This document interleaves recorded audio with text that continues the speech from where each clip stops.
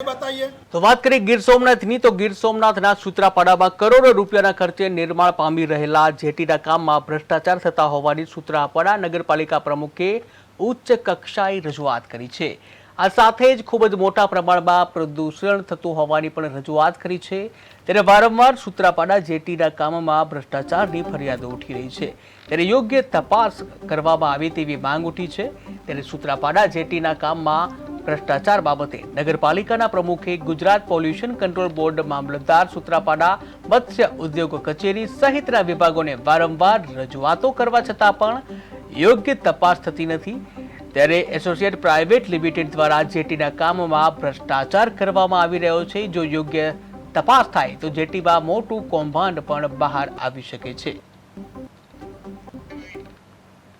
Majority જે માલ supply કરે છે એમાં બધામાં મિક્સિંગ આવે છે।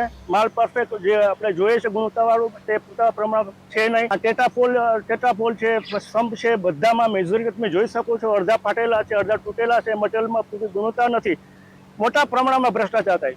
મેં કાર્યપાલક ઇજનેરથી માંડીને બધા ખાતાકીય કાર્યવાહી પ્રમાણે પેપર પર તાર પછી ઓલરેડી છે, બધાને રજૂઆત કરી છે, તો છતાં લોકો કોઈ ધ્યાને લેતા નથી।